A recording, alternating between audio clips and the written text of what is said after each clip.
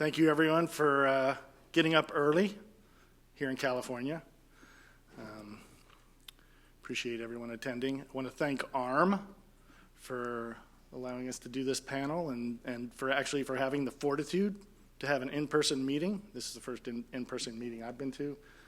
This is really, really great opportunity to get back into the swing of meeting people in person and seeing what people's profiles look like and how tall they are, things like that. So this is a remarkable time because, not only are we coming out of this pandemic, hopefully, cell and gene therapies are really taking off after decades of sort of incubating. And so now's the time that we start thinking about how do we bring these transformative therapies to those who really need them most? And that's how we came to this topic and the panel of experts here. I want to thank everyone for joining us. And the other thing is it really compels humility, this circumstance we're in right now, where I don't think we take things for granted as much with the pandemic.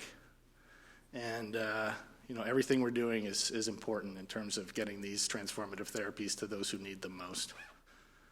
So we would like to encourage audience participation in this. So I think, is there going to be a microphone that people could use? Okay, he's got a mic. If people have questions, so please feel free to raise your hand, jump in at any time. In the meantime, we'll get started with introductions here. So I'm Eugene. I'm the head of the Cell and Gene Translating Center at IQVIA, and happy to be able to moderate this panel today. Trying to find my slide clicker. Here we go. Here's what we used to look like. And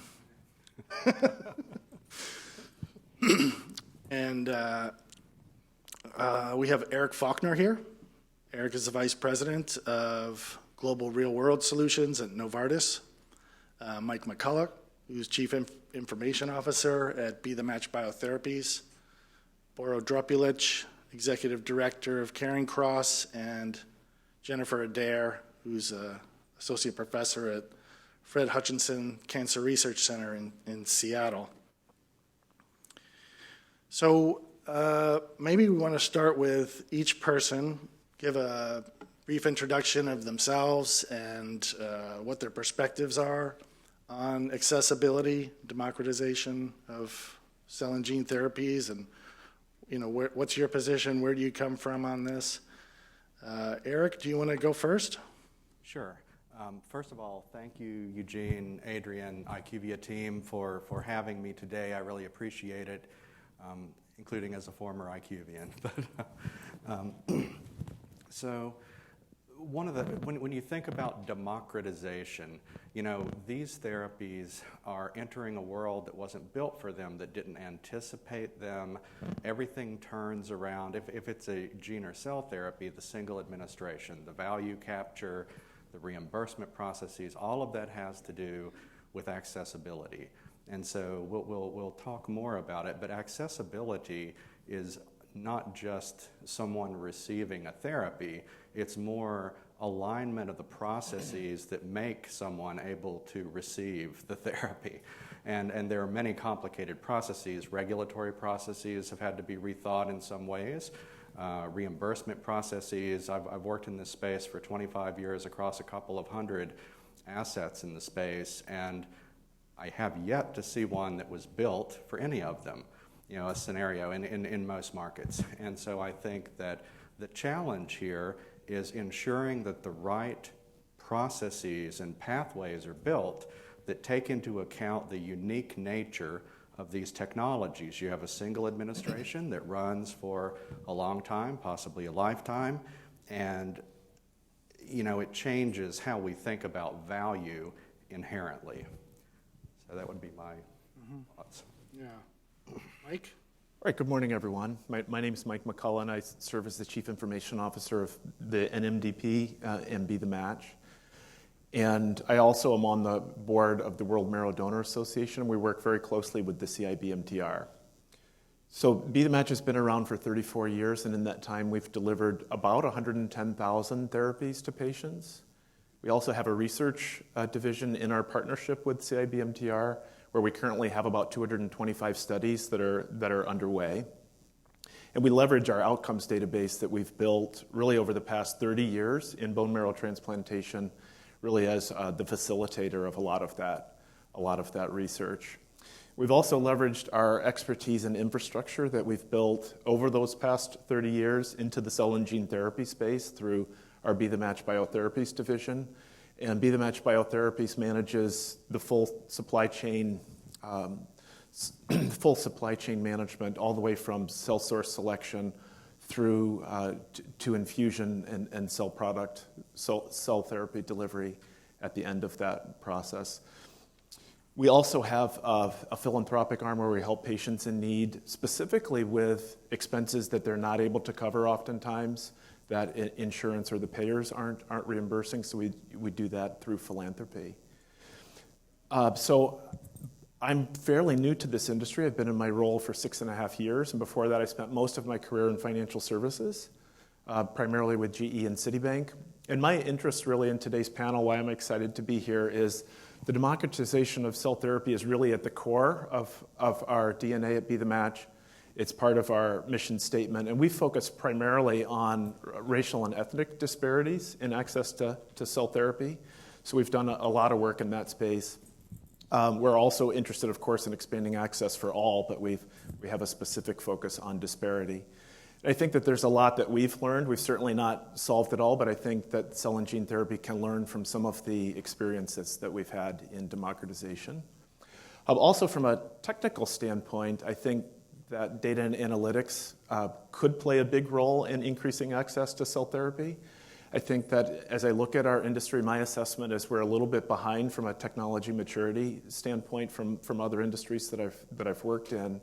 Our data is very much siloed, I think, and that makes it really difficult to analyze and provide insights to payers and providers. So it's a little of my perspective, and excited to be here. Thank you. Thanks. Boro? Yeah. It's a pleasure to be here. Thank you for inviting me. Caring Cross is a relatively new nonprofit. We're a 501(c), and our mission actually is to improve the accessibility and the affordability of cell gene therapies. We're composed of experts in the field. We've been long-standing in the field. We know how to make these products, and we decided to get together with some business folks and other scientists and leaders to figure out a way to actually improve the cost economics of these therapies. One, through working with clinical sites, with new candidates, putting them into the clinic, but also working with companies and starting companies in order to decrease the cost of how these products are produced. And I have a couple of slides. Would you be able to, is this the time? Yeah. So I just want to run through sort of our general idea of how we sort of see this. And so you can see on the first slide there, these are the successes in FDA-approved gene therapy products, starting with Chimera. And just to note that Lentigen, my former company, we actually developed the construct that eventually led to Chimera. And you can see the products there have been very, very successful, and many others in clinical development and on the verge of approval. Next slide, please. But their price is high, right? The price for each of these products is at least $350,000 per patient, per dose. And this doesn't include any of the clinical costs. And I think we're all recognizing as a field that this kind of pricing is really not sustainable for insurance companies and health systems over the long term.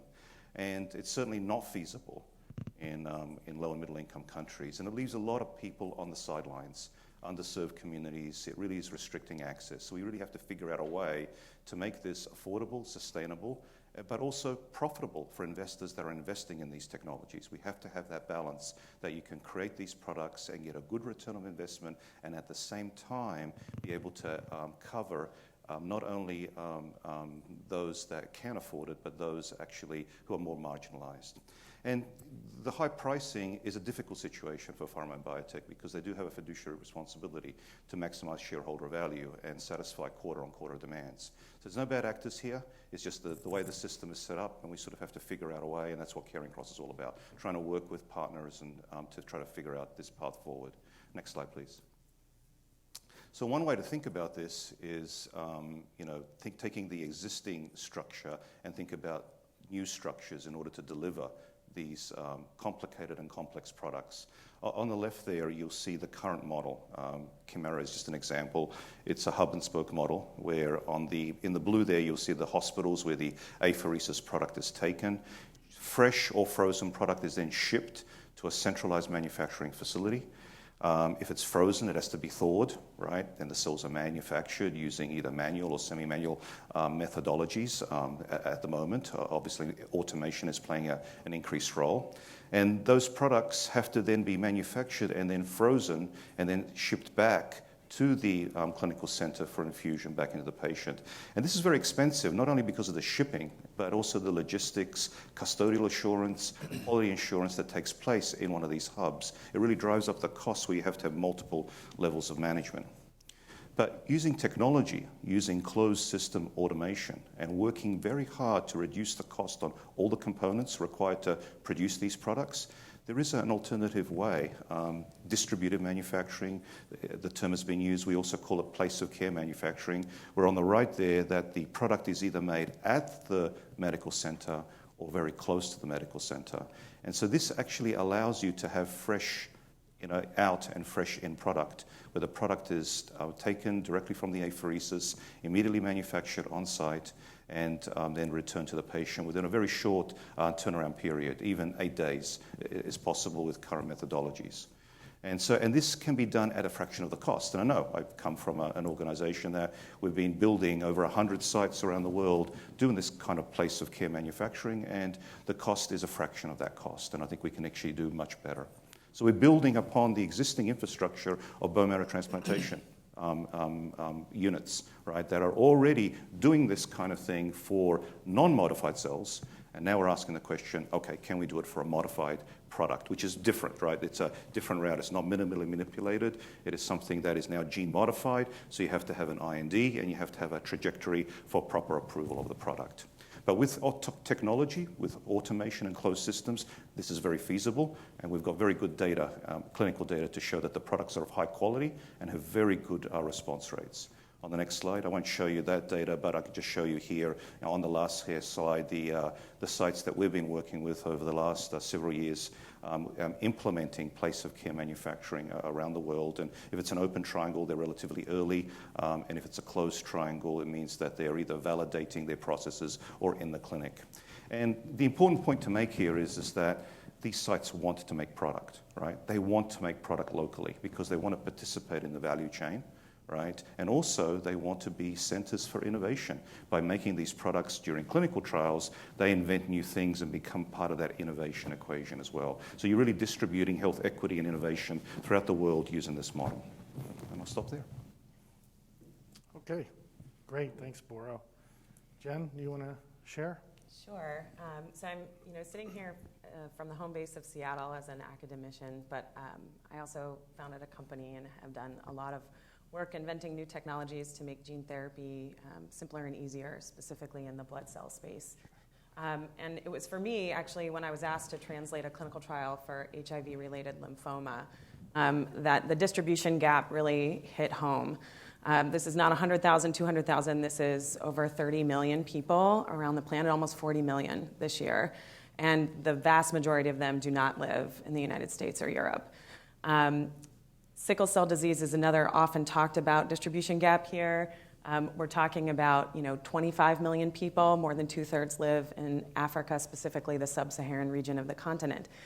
Now, I've listed on this slide, there are almost 40, just over 40 gene and cell therapy trials to treat these two diseases, and absolutely zero of them have included patients from the African continent.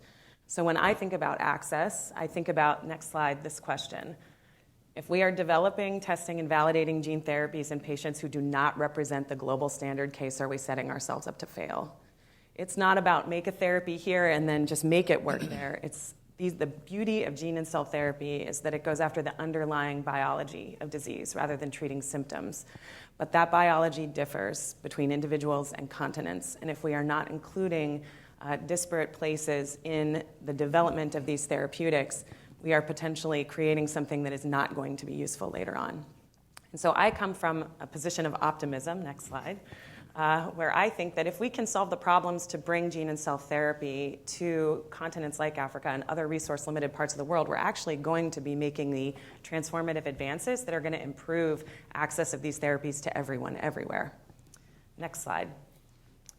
And so in 2020, with collaboration that was just completely random outreach by a number of people who, in the pandemic, were thinking about the same kinds of things and listening to a few talks that a few of us had given online, reached out, and these included centers in Africa, India, South America, Southeast Asia, Boro, Eugene, to name a few. And we started this grassroots effort called the Global Gene Therapy Initiative, which is a group of stakeholders that represent every sector that intersects with gene and cell therapy development, from the academic to the commercial phase. And we thought about what are really all of the problems associated with launching a gene therapy or cell therapy clinical trial in a resource-limited region. And it's complex, but it can be really distilled down into these 4 categories. You need clinical readiness and implementation. You need to be able to diagnose patients. You need to be able to monitor patients and administer the therapy to the patients. You've got to have new technology development because our current manufacturing paradigms will not easily flush into resource-limited parts of the world. We need regulation and policy. If there's not a pathway to approval, we're never going to capture the value chain in the development of these therapeutics. And we need community outreach and education. I think as we all sit here and see just the hesitance in our own country about COVID vaccines, now think about trying to tell a patient who has never even seen, let's say, basic antiretroviral therapy intervention for HIV about a new genetic manipulation of their cells that we're going to do. And so you really have to have grassroots community-level education if you want adoption to succeed. Mm-hmm. Next slide, please. And so these are just some of the areas, a few of the stakeholders. We work with developers for portable manufacturing, as Boro just mentioned, as well as investigators and researchers and companies that are working on diagnostics and monitoring, small-scale, affordable. We're showing here an example of paper electrophoresis that was developed to identify sickle cell patients, which can be done at a little under $5 a test and runs about the size of a penny. Next slide, please. In terms of regulation and policy, we have sort of areas of the world where there's a little bit of regulatory and policy-based infrastructure, in which case we have to figure out, as Eric mentioned, how to modify these to include one-time interventions with a lot of therapeutic value. But there are also places in the world where these structures don't exist yet, and there's opportunity there to build based on the lessons we've learned and implement infrastructure that actually advances gene and cell therapies in a more transformative way. Next slide, please. In terms of new technology development, we kind of think about this grand vision of taking cellular therapies, and in particular for sickle cell and HIV, we're talking about blood cell therapeutics, from their current structure where it's, collect the cells from the patient in the clinic, ship them to a centralized manufacturing facility, do all the stuff, and then ship them back, to this portable manufacturing on site. And we envision sort of a compartmentalization of that therapy on site. That is still not going to be the sustainable way to proceed for decades to come. And so we need to go even further than that to in vivo administration or minimal manipulation ex vivo, something that can be done in a single office visit is really what we're after, and trying to reach the cost structures that will be sustainable for different healthcare infrastructures. And last slide, or next slide, sorry, there's one more after this. In terms of community outreach and education, I love to share this example of having patient stakeholders at the table. Timothy Ray Brown, the Berlin patient, first man cured of an HIV infection, when asked what was the most impactful lesson learned from his experience, did not say that I don't have to take antiretroviral drugs. He did not say the improvement of my overall health. What he said was, I got removed from the social structures that provided me housing subsidies and care subsidies because I was no longer HIV positive. So there's an entire social structure built around supporting these patients, and they think about cure differently in terms of what am I going to be excluded from rather than what I'll be included in. I'm showing a picture here on the upper left. The gentleman there, Moses Supercharger, is one of our community activists for HIV in Uganda. He has had one of the most impressive campaigns in getting the local populations to adhere to antiretroviral drug therapies, and he does it as a music and television pop star. And so he creates music videos. Can you imagine in the US releasing a music video talking to people about staying on their antiretroviral drugs, but that is what is successful in other parts of the world. And so we have to adopt local community methods of communication and really think outside the box in terms of how we're going to move these things forward. Last slide. And so this is the central mantra. We have patients at the center. They have to be at the table. If we're not listening to what patients want, we're not moving things forward that will ever be adopted successfully. But we have to include every single stakeholder at the table, from diagnosis all the way to implementation of a cure if we want this to really be successful. And so that's how I think about it. And I'll stop there. That's great. Yeah, so obviously tremendous amount of food for thought there. There's so much to think about when we talk about bringing therapies, transformative therapies, to those who could benefit the most, to the populations that need them most. All the different ways that you were talking about, Jen. And so if folks have questions, please feel free to raise your hand. We'll bring the mic to you. But in the meantime, I'll get us started with some discussion just to get things rolling. Let's start at the beginning, the very basic of this, which is, thinking about what does accessibility mean to you? And when we think about what is accessibility, how is that defined and what that means? It also sort of brings to mind what's the target product profile in a way for something that we're trying to hit in the sweet spot of getting it to the patients, but also, not making it so complicated or take so long that, they don't get it in a timely fashion. So, Eric, do you want to give your thoughts on accessibility and what that means to you? Yeah, well, part of it is, built in this space, you have many scenarios where you're going to market with limited data, and then you have to have real-world data that follows up. Either way, you have to have evidence. So if you think about the circle of stakeholders, whether it's the patient, the policymaker, the advocacy organization, the regulator, the HTA organization, et cetera, manufacturer, health system provider, there's a cycle of incentives that enable accessibility. So there's an incentive structure. There's a gentleman that worked at GE Healthcare for a long time, Bob Galvin, that for many years would talk about the cycle of unaccountability in healthcare, where everybody sort of passes the buck to the next person. And some of that is relevant here. So here, the slide shows a bunch of folks working together. And in this space, with the number of things that you have to block and tackle to ensure entry into any market and patient accessibility, it takes folks working together, because this is a system figuring out how to take on board one of the most innovative types of technologies that we've produced. And all the entities are coming up, the stakeholders are coming up a steep learning curve. They have financial incentives, they have other incentives, and it's really understanding, what are the barriers to being able to drive through that process to ensure patients can have therapies. And each market, so Novartis Gene Therapies, we're launching in upwards of 40 markets at this point. And each market requires thinking about this whole infrastructure and system and understanding, some basic things. How do you find the patients? Is there a diagnostic test? In our case, newborn screening, for example.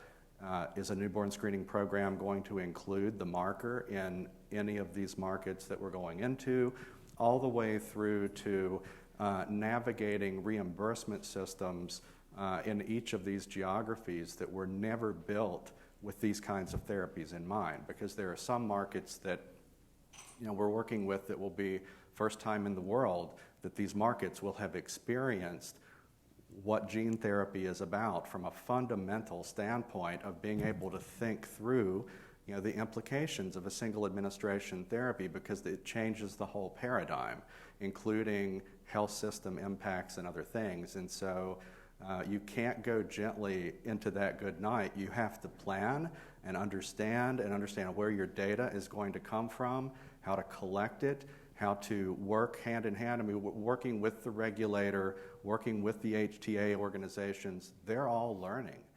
This is new for them. Even though there are a couple of technologies out in this space, they're coming up a very steep learning curve. And because the durability of effect issue, accessibility is an ongoing issue because you're proving the value of a transformative therapy beyond the clinical trial with real-world evidence. And if you're not thinking about the real-world evidence at the beginning, you'll have major challenges to enabling accessibility because in my experience, what's not in is out from a reimbursement perspective often. There is no faith-based reimbursement for cell and gene therapies, and so you have to then think through critically what are the subpopulation issues, what are the evidence gaps, because if you don't have the evidence to address, then you have major accessibility problems for patients to be able to receive the therapy because the payers, evidence development in this space is a journey. It's not a destination because the payers will come back and they'll ask for additional information. They'll look at subpopulations in some ways that they might not do for more conventional therapies, or at least with the same enthusiasm. Good.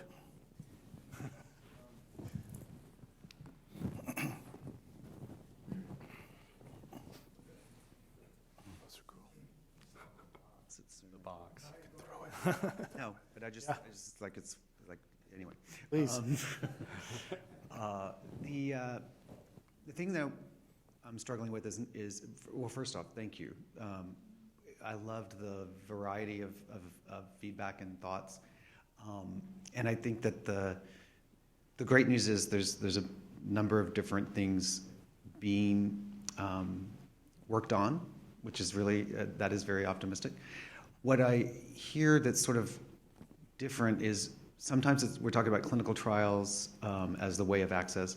Sometimes we're talking about what seems to be more developed countries when we're talking about reimbursement and value. And what I mean by that is,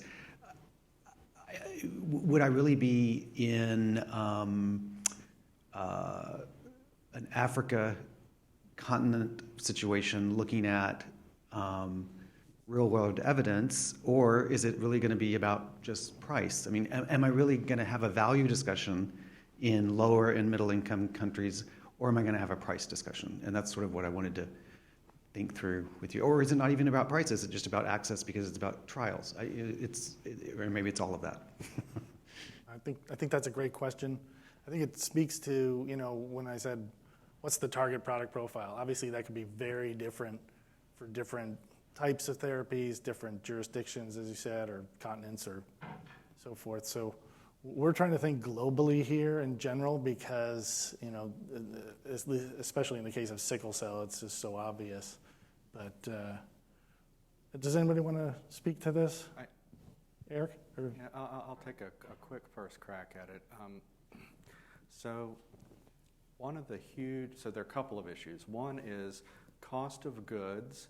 COGS in this space is very different from most other stuff. And once that is more efficiently streamlined over time, there's part of the issue that will equilibrate a little bit. However, the huge learning curve here, irrespective of whether it's value and price, and they're both interconnected, is that from a single administration model, and it depends on the disease area, it depends on whether there's other standard of care items available and whatnot, you're having the single administration, but the value accrues over a long period of time. And so that is a huge learning mind shift for any of these stakeholders. So U.S. payers or payers in more price-based markets are all having to learn to rethink all of their expectations about value in order to be able to understand why this may be different or a good, cost-effective investment versus whatever the alternative may or may not have been.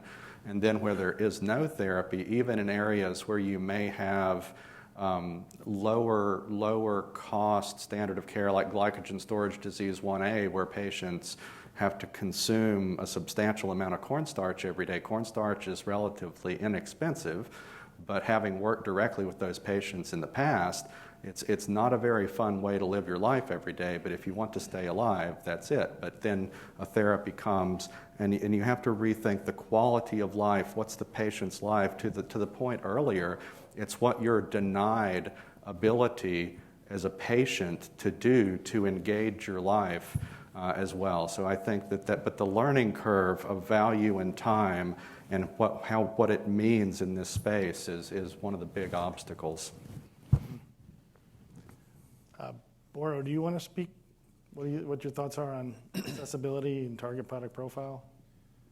So in terms of accessibility and target profile, in terms of implementation in, for example, lower middle income countries, we have to start to think about, what is a therapy that actually can improve the quality of life, right? So let's take an example for HIV, developing a quote-unquote, curative therapy. Ultimately, we want a one shot, and that the patient or the person living with HIV is cured from the disease. That's the high end, that's the most optimal product. But it may very well be, to get to that point, it may be that you have a product that is a once-a-year dose, right? So when you talk about minimum product profile, that minimum bar, it has to be safe. It has to be validated in the developed world, right, before it can be moved into countries like lower middle income countries. And it has to improve the quality of life dramatically for the individuals with HIV. In terms of implementation, as we implement in low middle income countries, I see sort of two levels. I sort of see first implementing at the clinical trial level, right? Implementing the structures needed not only to provide these products, but actually the treatment centers and the training, right, where they can actually manufacture the products or dose products, at larger clinical centers. So that's the first level of rollout. And part of the GGTI, Jen, is involved in training of personnel at these centers in order to make products. And so there's a whole level of infrastructure that needs to be placed in. But over time, if we can get to a price point that is comparable to transplantation, for example, in India, there is a certain price point for transplantation. If we can get to that price point, well, there's already a structure there for sustainability already built in. So that's the way I sort of think we need to think about this. The price right now is too high. We really have to work on the cost of goods, and really, you can. The cost of these goods can be decreased significantly, and automation is a part of that. Improving efficiencies for all the various components is another part of that. But we need to get that price down to the sustainable levels that are already enabled in many of these countries. Mm-hmm. Yeah, but it sounds like the first step is going to be, it should be trials. It has to be. It's developing the evidence in that sense that is in the biology, that is in the region. And if you're looking to break out of the mold of just the developed world, that seems to be the route. That makes sense. Thanks. Yeah, and so for the place of care model that I discussed, it is there's no approved product using place of care, right? It's a paradigm. It's a future opportunity. But both the FDA and the UK are already looking at this. I think as a field we realize the cost benefit of doing things locally, building upon the existing bone marrow transplantation infrastructure to really reduce the cost. And so it can be done at a fraction of the cost. Clinical trials, and then you create that pathway. And we and others are going to be building that pathway with the products that we create. Mm-hmm. Another question?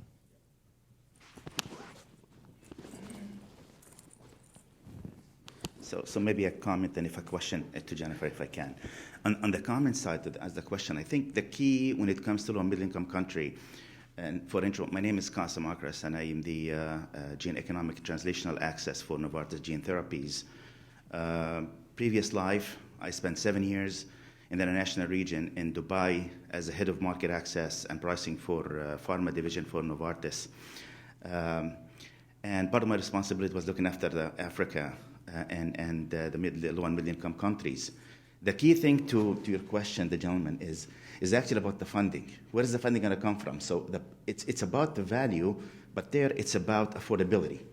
affordability when it comes to how do we sustainably fund the system. So the question that to Jennifer is, you mentioned the 4 points, which are absolutely critical. And I think one thing that I would emphasize is the trust in the system. Mm-hmm. Trust in the system is a key factor on the acceptability of what we're bringing, particularly when it comes to cell and gene therapy. I don't know what you'd experience in that. That's one thing. And the second thing on the funding sustainability, because what is critical, and I was in my previous life, I was engaged in an initiative with CHI to bring in immuno-oncology to low-income country, working with governments. The challenge is 2 things. Human capital approach. Is there a human capital that we can do this sustainably outside the clinical trial? Because you put in a demonstration project and you can do it, and what's after that, right? Funding becomes a play because the governments rely on international donors.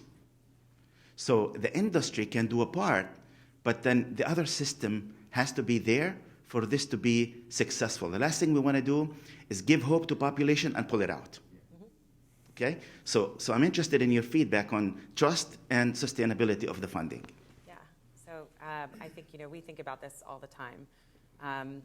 In terms of trust, like working on a target product profile for these cell and gene therapies for sickle cell and HIV, one of the discussions we had in the workshop that was just last week, someone said, do we need to have a different TPP for resource-limited parts of the world than we do for resource-rich? And the immediate answer from the resource-limited representatives was absolutely not, right? It needs to be one global TPP. You can look at, right now, again, I'll use COVID vaccines as an example. Countries want to understand why they don't get the best available vaccines, right? And that creates mistrust in the system. So when we think about a TPP, it needs to be one global TPP. The minimum criteria needs to balance all of the diversity of the resource-limited settings, but it needs to be inclusive. The other part of the discussion we had for the HIV cure TPP that was just published in Lancet last year by HCAP, they said, you need a single intervention that is going to maintain viral suppression for 5 years. And we looked at that and said, what commercial entity wants to wait 5 years to get approval, for something that's transformative? It needs to be 1 or 2, right? And so you have to think about all of those different access points for all of the stakeholders, but the patients need to be at the center as well. In terms of funding, I will tell you, GGTI has probably the most diverse portfolio of support because it's kind of cobbled together, right? It's individual investigators who are applying for grant funding in their individual institutions all over the world based on what's locally accessible. We're working with, the World Health Organization, partners in commercial industry to fund specific things like natural history studies so we can understand the local population's biology, partnering with groups like H3 Africa, which are trying to get DNA sequencing of genomes in the hands of Africans so that they both own their data and we understand the fundamental biology of this. And those are funded by entirely different groups, right? I think each of these is a small step towards stabilizing the local economies. We can improve health outcomes and improve value of quality of life that put more people into the workforce, right? This creates a long-term vision for sustainable pricing of a system. It will then in turn support the governments and all of the other infrastructure that's going to be required for sustainability, but it's not going to happen in one-shot deal overnight, and the answer in Uganda is not going to be the same as the answer in India. And so really it's got to be about flexibility, and instead of trying to find that sort of one-size-fits-all conversation, being open to the individual conversations where we might learn something new that could help us somewhere else, right? It's not here's the answer to fundable. Thank you. The last thing is actually political engagement. Yeah. Where I know we brought in cell and gene therapy in low and middle-income country, it was driven mainly by political engagement at the top for it to work. Otherwise, it's not going to work, unfortunately, in the way the system works now. So we got a long way to go in terms of improving. And this is where political engagement becomes important in the context of, is it a population health versus gene therapy? Because there is a dilemma also in this. I would say that educational priorities also need to be on the list. If you are not engaging through educational platforms, I always give this example. I was on a flight back from the UK about 4 years ago, and I decided to take a break from work, and I put this movie on Rampage. Has anybody seen this movie? Dwayne "The Rock" Johnson, based on a 1980s video game where this guy has to defend Chicago from a giant wolf, a giant alligator, and something I'm trying to remember, a giant gorilla. And so they created this action movie thriller about it, and I'm watching this movie, and do you know what the scientific premise for how we could get a giant alligator, wolf, and gorilla charging Chicago was gene editing. CRISPR gene editing is what they put in this film, and I thought to myself in that second, how many people I immediately looked on my phone, 100 million box office sales at that point. I'm thinking, how many people saw this movie, and how many of them, that was the first time they heard CRISPR, right? And these are the ideas that get planted, right? We're not talking about this in school programs. There are many countries where college courses do not include cell and gene therapy. And so how do we expect the general public to accept these sorts of things when we are not communicating effectively in that capacity? So I would say right now, for me at least, education and engagement of local communities are the most important things we can do to build the sustainability going forward. Very good. Yeah, so political engagement from here, and then grassroots engagement amongst those who would need to, go in and get the shot or have their blood taken and so forth. Mike, I want to come back to you. So when you think about accessibility and cell transplants and sort of bringing things back to the present, what are the kinds of things that NMDP is doing in terms of increasing accessibility? There's really two areas of focus that we have on accessibility. Unfortunately, a little over half of the people who come to us for a therapy, we're not able to deliver it. So we've got these barriers to transplant that we're really trying to attack.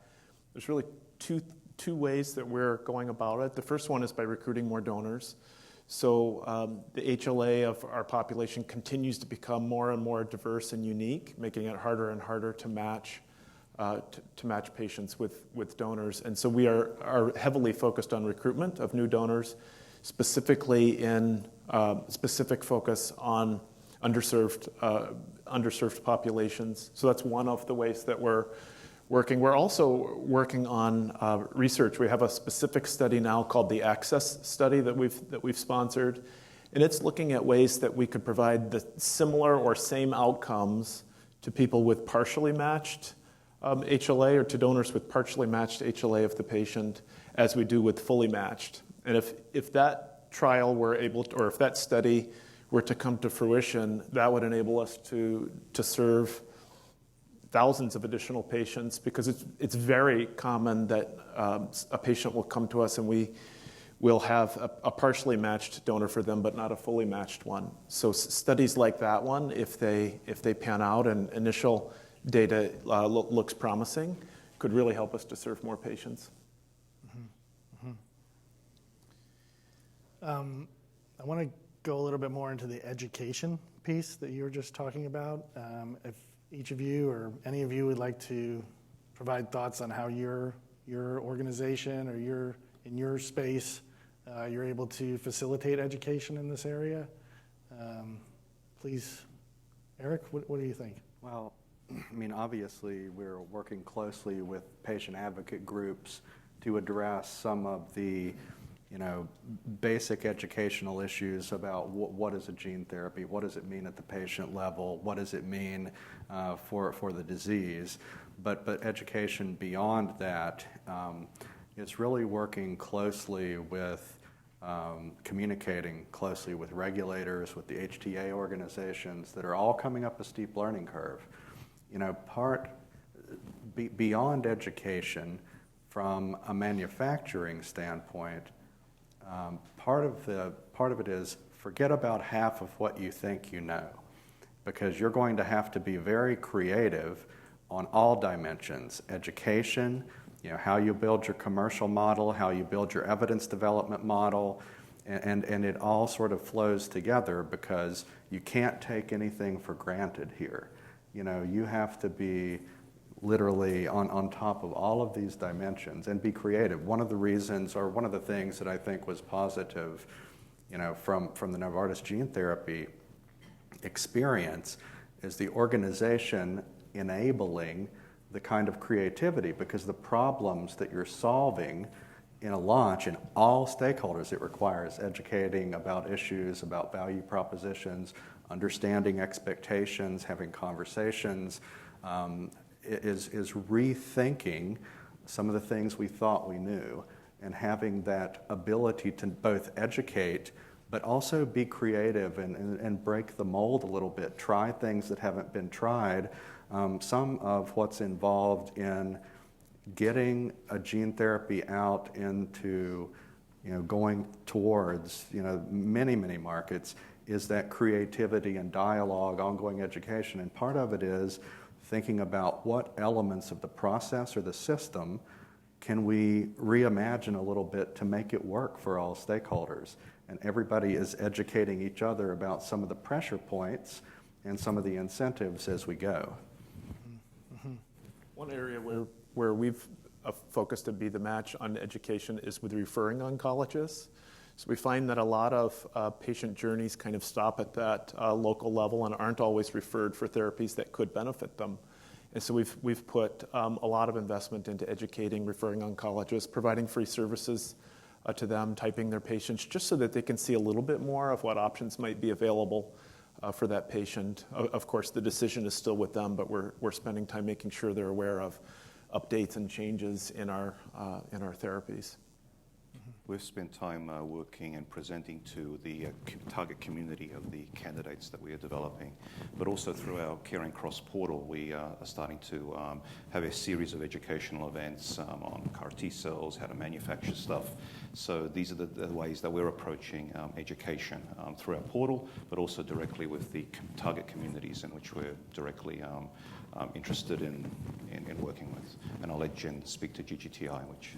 Yeah, I would say we look at education in both directions, actually. So I want to do a quick little quiz with you guys. We spoke with a bunch of sickle cell patients about gene and cell therapy. And anyone have a guess what their number one concern was? I'll give you a hint. So, sickle cell crises involve intensive pain, right? So for them, they wanted a reduction in pain. That's the number one thing. Look at TPPs for sickle cell treatments, and they include complicated clinical terms regarding the number of vaso-occlusive crises and all this stuff. There's not actually anything that specifically calls out pain scales, pain measurements, right? Survey HIV-positive persons around the globe and ask them what their number one concern about a cell and gene therapy intervention or a one-time cure is. Any guesses what the answer is? Also pain. And it's still not called out in the TPP, right? And it's not something that we typically associate with an HIV treatment.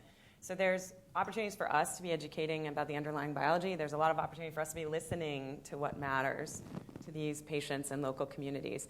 Importantly, I bring up that example because that held true for patients anywhere on the globe that were surveyed, not specifically here. So there we can start to dial in through these conversations and educational opportunities on the things that are going to get us the most bang for our buck in moving things forward.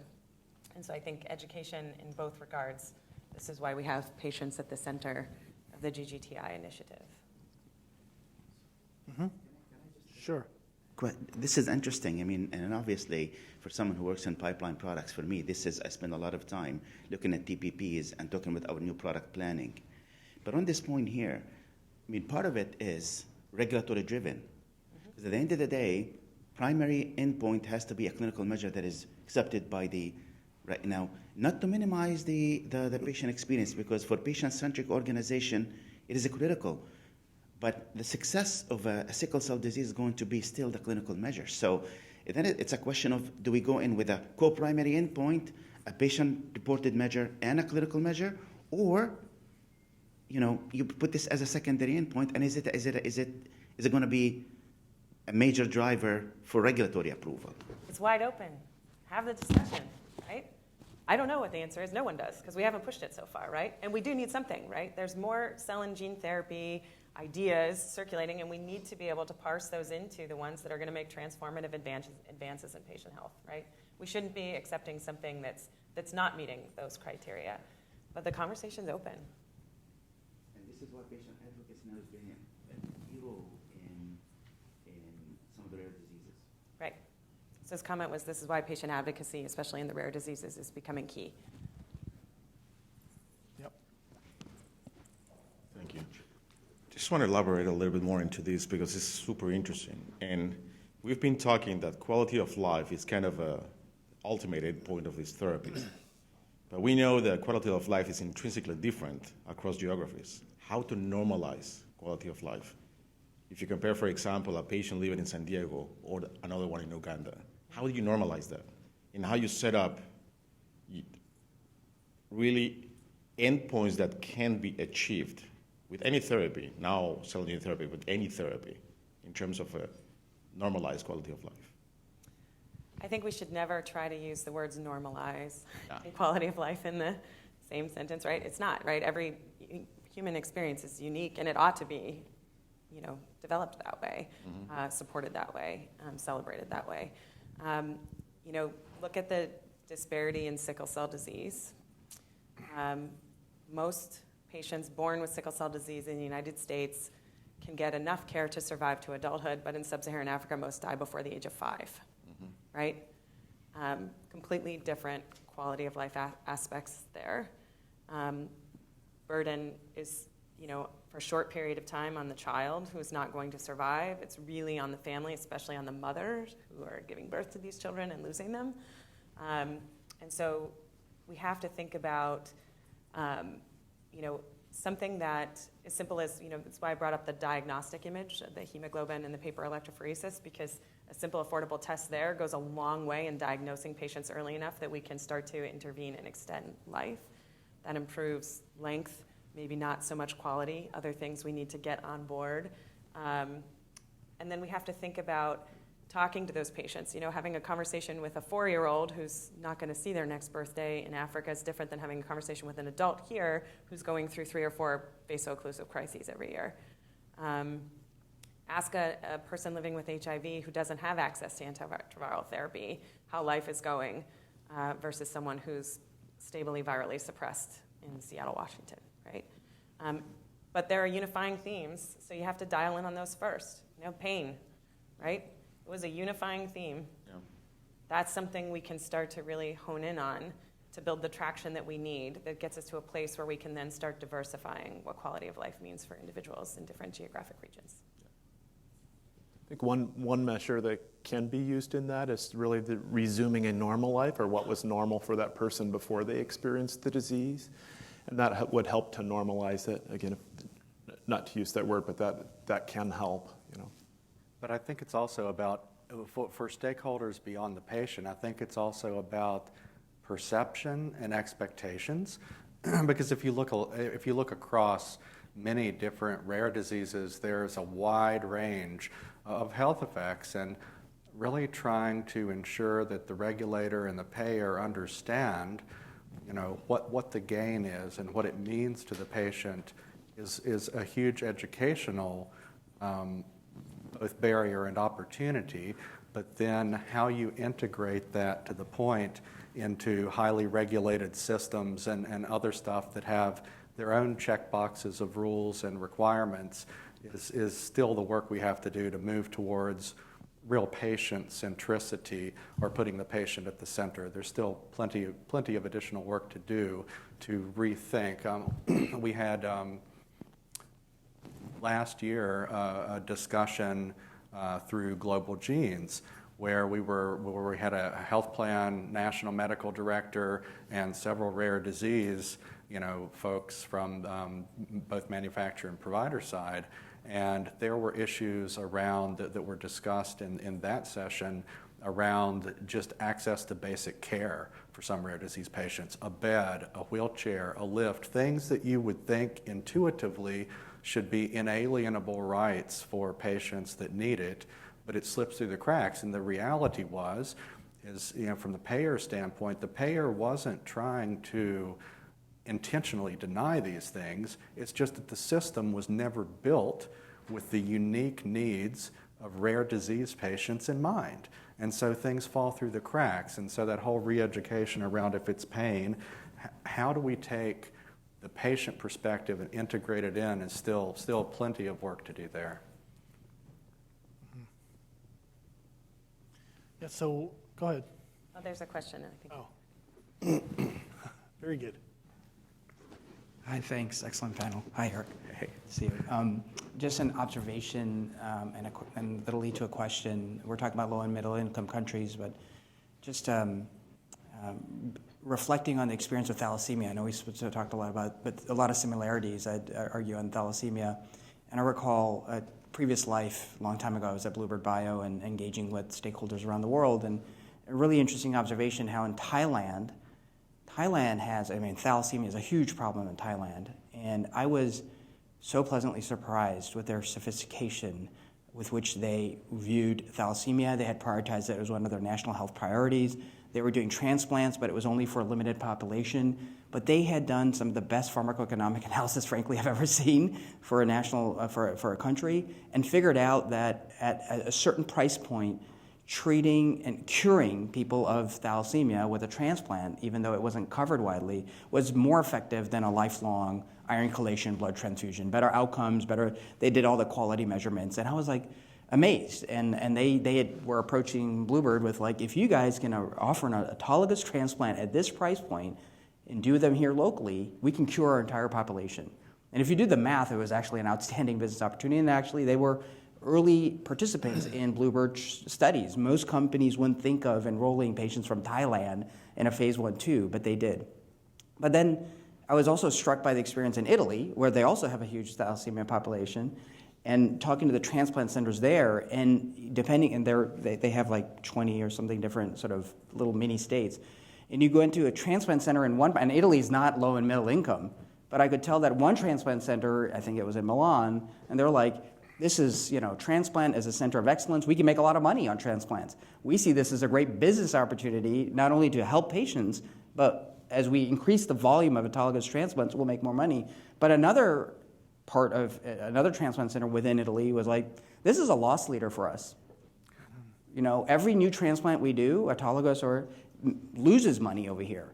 So we're not really excited. We're excited for patients, but we just don't know how we're going to do this financially.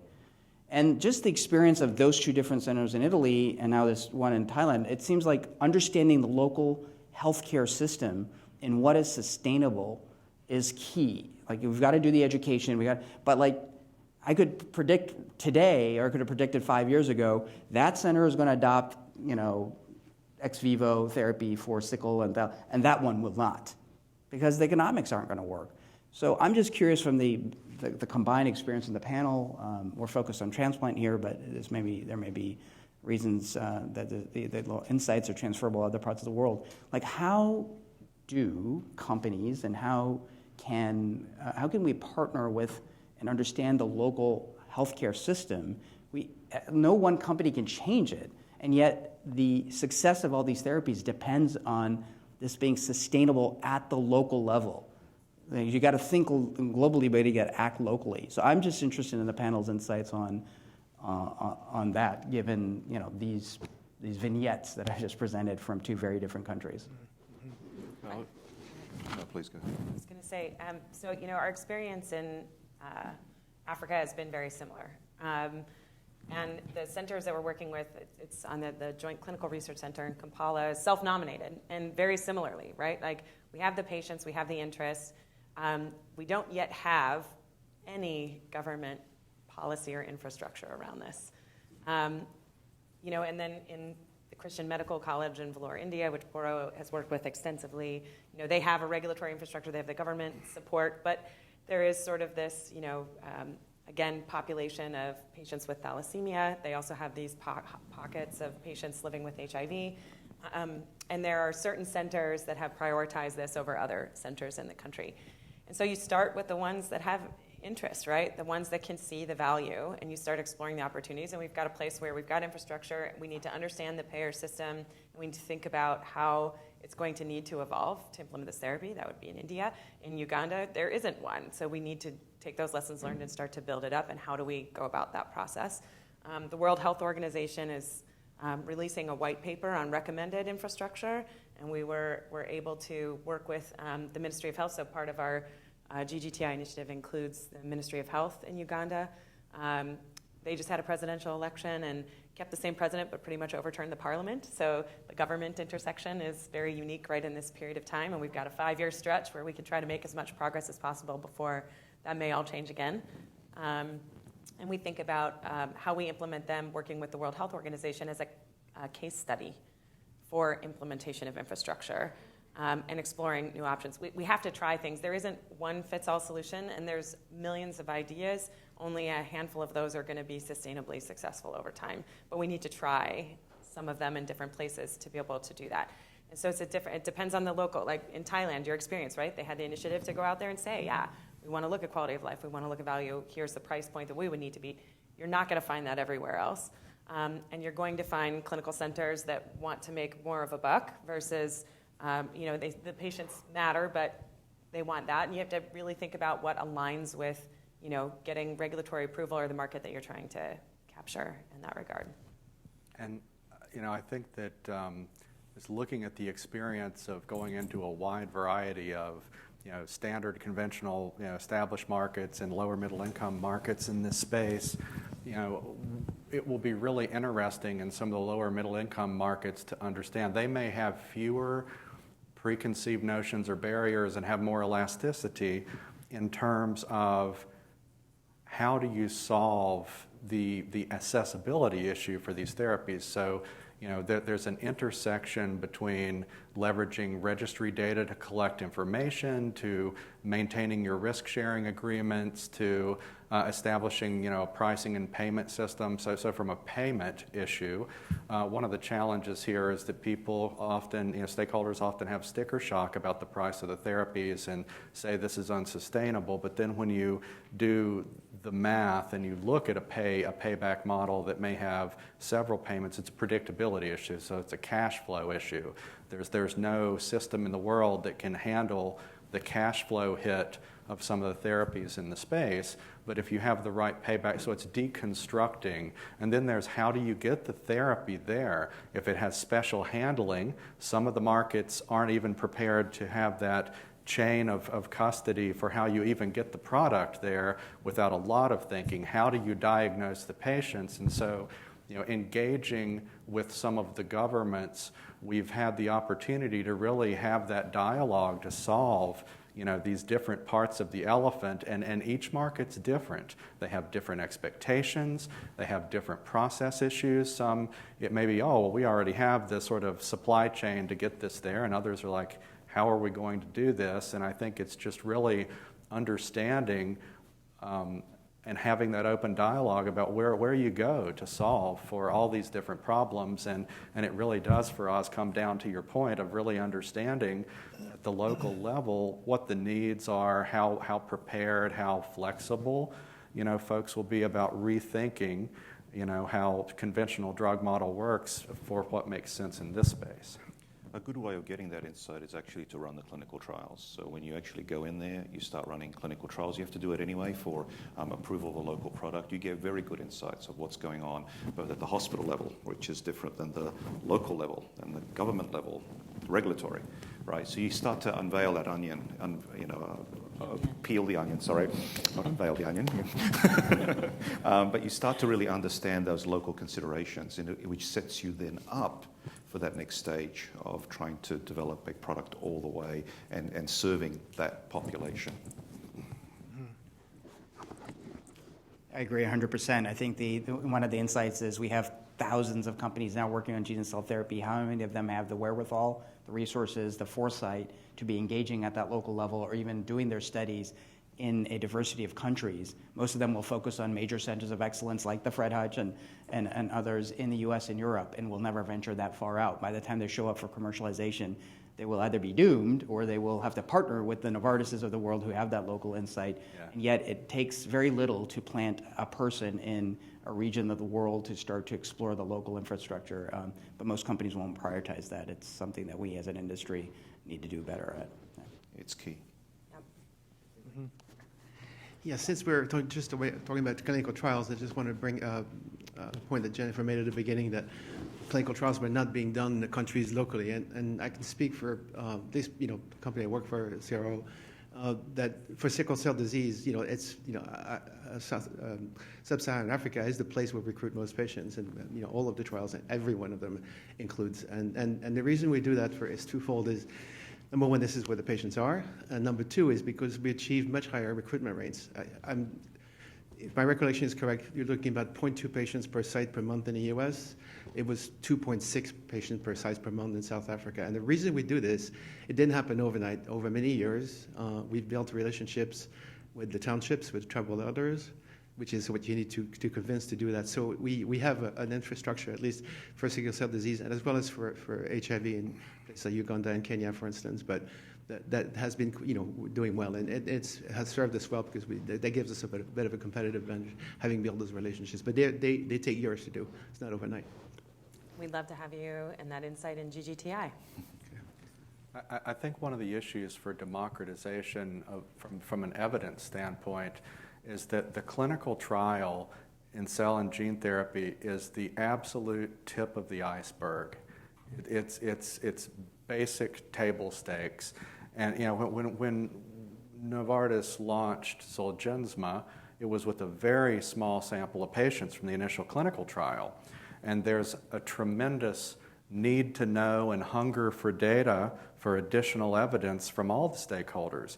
And so if you're going to have a scenario where you're launching with the equivalent of phase 2 data, if you aren't thinking ahead about how to build your real-world evidence infrastructure, you're really going to have major problems because you won't be able to address that need to know and that hunger. And the challenge in rare disease space that I'm trying to navigate, on behalf of the business, is that you have islands of data. And so part of the ability to engage and bring patients along, et cetera, beyond the trial is your registry.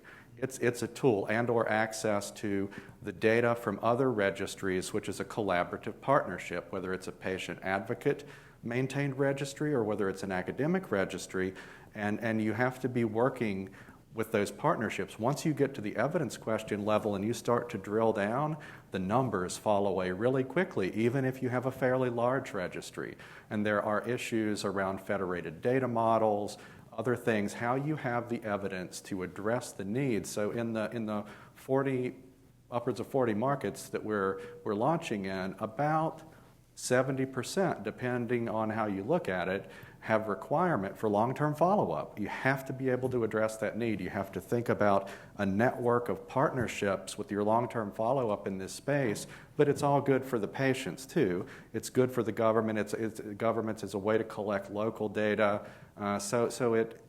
If you can raft across these islands of data and build the right access model, then it does help with the democratization to make sure that local level of information can exist where it needs to. Mike, I wonder if you would speak to information technology and how you feel technology is helping in terms of this collection of evidence and so forth. We've got, as I mentioned in my introduction, a really great outcomes data set that we've collected over 30 years, primarily on BMT, but also peripheral blood stem cells and cord blood transplants. The challenge with that data is it's all manually collected, so that puts a pretty heavy burden on the transplant centers that send us this data. It does use a technology, an old forms technology, but it's still very time intensive. And so we're looking to change that. We're partnered with the larger EMRs to build automated feeds so that we can collect all of that data electronically. Specifically with Epic, which is the largest EMR, we have a partnership where we've built an HL7 Fire, that's the name of the protocol, system to transmit that data electronically. We've got 10 transplant centers that are already on that new automated system, and it's improving every day, and we're then moving to launch it to the rest of our centers in the U.S. There's 180 of them that we work with. So that's one of the investments we're making. What we're hoping, in addition, the main thing is to make it much easier to deliver outcomes data. So that's good for everyone, but our benefit to that is going to be that when it's easier, we can gather much more data. Many times more data if it's easy to gather. Right now, we're only able to get the minimum amount of data because of the effort. But if we're able to get automated feeds from laboratories in addition to transplant centers, that really should accelerate our research. That's our expectation. So that's our technology investment. Mm-hmm. This has been great discussion. I just want to, you guys are making my job so easy because everybody's got a lot of thoughts on this really exciting topic. Boro, I wanted to bring it back to the regulatory piece and place of care manufacturing. If you could speak a little bit more about how you maintain consistency, from site to site, if you have a place of care manufacturing model, who owns the BLA in that, who's the owner of the product, and what are the regulatory sort of hurdles, or what's the situation right now? I know they're collecting opinion right now in England, I believe, on this model. Maybe you could speak to that a little bit? Yes, certainly. So first of all, there are a number of systems that are out there. In my previous life at Lentigen and Miltenyi, we used the Prodigy. Prodigy is a very robust instrument in terms of being able to produce CAR T-cell products from apheresis to the final product. The key aspect in many of the trials that previously we had run, the key aspect was to use exactly the same device, the same materials, the same vector. Then you find high reproducibility. Even if we're very disparate sites, right? We had a site in Cleveland, site in Russia, right? And pediatric on one hand patients, adults on the others. Yet the variability of the product wasn't significantly different. One of the key aspects of that is that in the process you isolate the CD3s and CD4s. Once they're isolated, removed away from all the other cells, they actually are very robust to produce. But same device, same materials, same vector, and same reagents for release testing, then you find very, very high reproducibility. So that's the key for decentralized manufacturing. And that's where the BLA holder comes in. The BLA holder provides the vector to the sites and controls the commercial aspect of the manufacturing through contract. So think of it like specialty pharma, where you have radionucleotides and the conjugation with the antibody used for MRI is done at the site. It's a similar concept. You use the local facility as your manufacturing site. But you have the BLA holder that is actually controlling the supply of the materials. So you can imagine that there may be a number of platforms out there. They probably will coalesce. There'll be new platforms over time. But that's the way to get consistency. And I forgot, there was another part of your question. Who owns the product? Well, you see, if you have these systems that are at the place of care, the company owns the product. The company owns the vector, which is the most important part of the gene manipulation and creating of the CAR T cells or the gene-modified product. And so they restrict or enable supply, and they control that supply through contractual agreements with the manufacturing sites. That's at least how it's envisioned. It's not here today. That's sort of like the way it's envisioned. And I think as Eugene mentioned that already the UK is already having a consultation out to implement point-of-care manufacturing.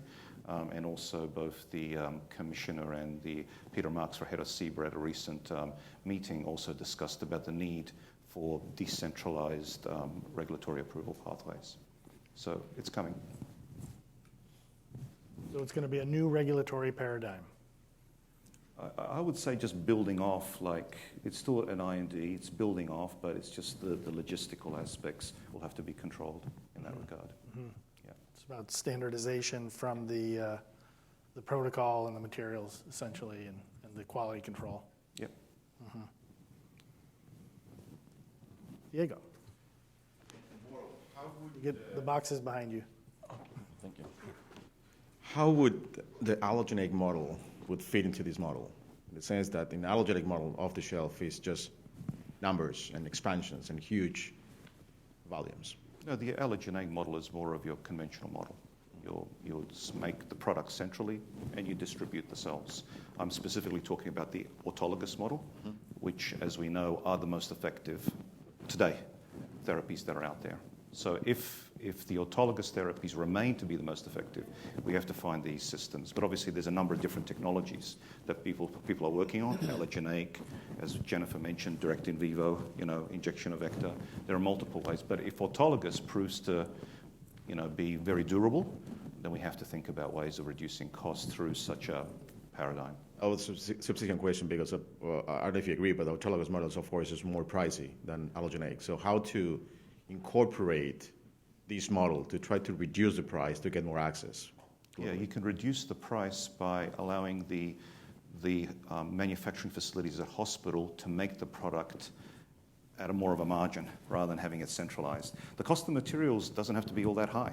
We know the cost of materials. There have been models done out there that it can be a tenth of the price done in academic medical centers. So the pricing models are out there that it can be actually of low cost.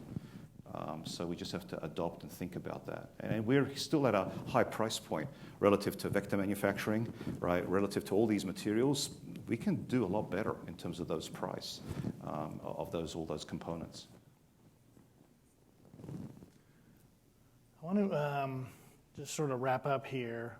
And we have just sort of this closing slide here, which is about, let's not end the conversation here. This is the beginning of a conversation, really, because we have an audacious goal here to bring these transformative therapies to all the people who really could benefit from them. I think we've explored a little bit around, what is the pharmacoeconomics of that? Because when you have a capitalist-driven system for product development in our space, are you going to have governments involved in terms of, or patient advocacy groups involved in terms of sort of subsidizing the whole situation? Or are there really just straight up solutions that can work, from a capitalist perspective? And maybe it depends on the situation, depends on the country and the product and so forth. So that's a really great point as well. Do each of you want to make a final sort of point on what's important to you when you think about this accessibility before we wrap up? Jen, do you want to? You got something on your mind. There's not one thing, right? All of the things that we just talked about. But I would say, GGTI is looking for as many stakeholders as we can. If you enjoyed the conversation and you want to continue to be part of it, again, there's not one solution fits all, but all ideas are welcome. And we try to leverage a lot of resources to help make good ideas come to fruition and at least be valuable. So certainly, we'd love to have everyone who has any interest in moving this needle forward at the table if they'd be interested. Mm-hmm. Yeah, we're a member of GGTI, I echo that, but I'd also like to emphasize the important need to drive down cost of all the components. That's an important factor here to get to wider distribution, and it can be done. We just have to work on it. So that's an important consideration. And then creating obviously the models for local implementation and reimbursement in the various countries that we work with. My focus personally over the next year or two is really going to be to try to combine some of these data sets that are really disparate today, both clinical data and outcomes data from all of the different therapies on the marketplace. So that's one area where I want to work, 'cause hopefully if we can provide better insights to both our researchers, clinicians, and payers, we can move a lot of these therapies up in the sequence where they're thought of a little bit earlier on, not as the fifth choice, but as the first or second choice for therapy. And I think that combining these insights could accelerate research.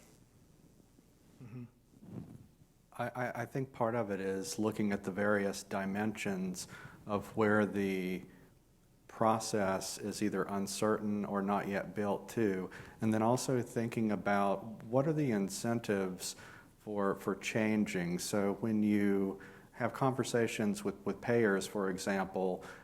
How much of a priority is it to change and enable technologies? U.S.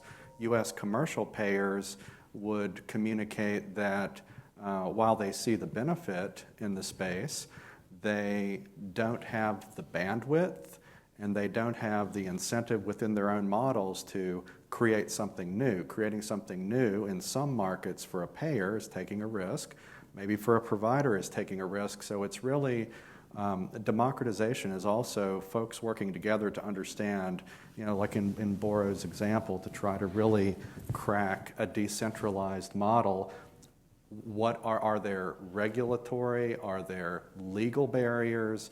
What is the financial, it's who moved my cheese. Everybody has to have their cheese intact for the solutions to work, but don't be afraid to think out of the box, because if we didn't, we wouldn't have breakthrough things on the way, including with how we use and leverage data and that push into the marketplace. But it really kind of comes down to collaborating and picking and working through. But I think there's also an opportunity for ARM, here, because leveraging best practices as they emerge and sharing these solutions that are innovative, that work, and communicating them and educating providers, payers, governments, hey, this is working, this is the outcome of this solution, this is how we're enabling the healthcare of tomorrow as we reimagine it through some of the activities in this space. And I think that, the ability of having ARM as a global platform and leveraging those things and the foundation, the Health Economic Impact Project, could never be more needed than right now, because of the issues that you're seeing in terms. There's an ocean to boil in terms of regulatory policy, access, reimbursement issues, and having that voice and sharing best practices through an organization like ARM is one of the ways we'll get there for democratization. Yeah, I think that's exactly right. I think it's fantastic that ARM has brought us all back together in person again, and we can have this dialogue, and people are thinking about this, and just encourage people to continue to think about it more and solve these problems and educate. I think it's about education and collaboration and just being optimistic that we can do this, when we all work together as an alliance. So thank you, everyone. I want to thank the fantastic panel that we had today, and have a great day. Thank you.